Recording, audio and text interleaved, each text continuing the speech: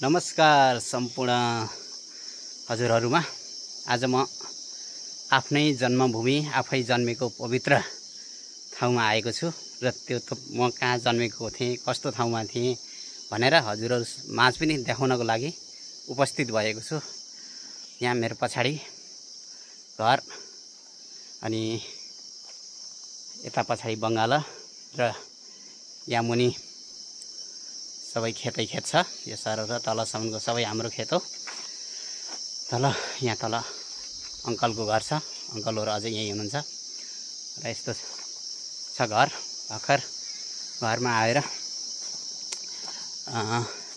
भित्र सबै कोठातिर गएर यहाँ यसरी पूजा अगरबत्ती बालेर फूल फुल्यान देवी देवतालाई सम्झेर यसरी गरेको। यता एउटा कोठा, यता एउटा कोठा थियो र यता एउटा कोठा अनि माथि पनि बरान्डामा तीनटा कोठा सितको घर थियो र म अब उमेर आफ्नो पनि ढल्कँदै गयो।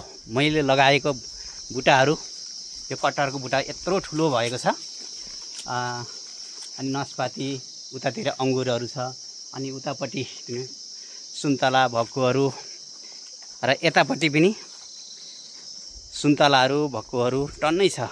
र यहाँ पछाडी मलाई तपाईलाई देखाउँदै छु। यो बागलुङ पोखरा जाने हाइवे रोड हो त। अनि यतातिर मन्या अनि यहाँ कतिको भिडियोहरुले क्याप्चर गर्न सक्छ। वहाँ परदेखि तक त्यो बिउ बागलुङ उ त्यता हटिया पर्छ।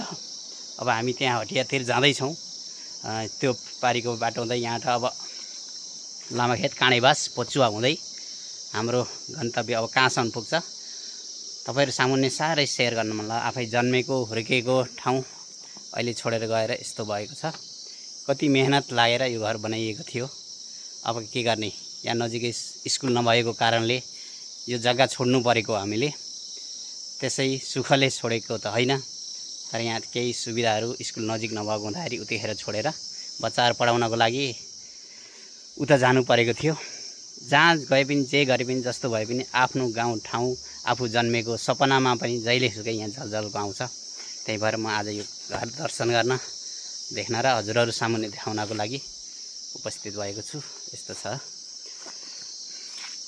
पछाडी यस्तो ब्याकग्राउन्डमा यो खेत है। तल अंकल आन्टी बस्नुहुन्छ यहाँनिर।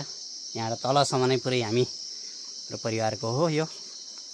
ल यस्तो छ हेरेर हरियाली हेरेर पुरै हरियाली छ। अहिले मनोरञ्जन लिनु होला दृश्यहरू भन्दै हजुरहरु माझ बिदा हुन्छु। फेरि अर्को भिडियोमा अर्को ठाउँबाट अपडेट हुनेछु।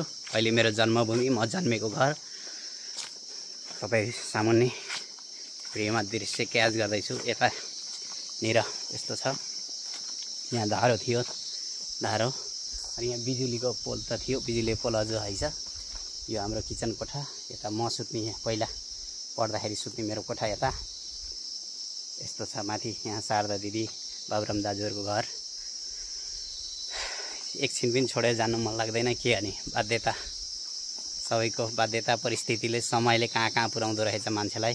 तर आफ्नो धरातल कहिल्यै भुल्न हुन्न भन्ने सन्देश मैले मनमा राखेको छु भन्दै हजुरहरु सामने बिदा हुन्छु। नमस्कार, सबैको दिन शुभ रहोस्। जय पशुपतिनाथ।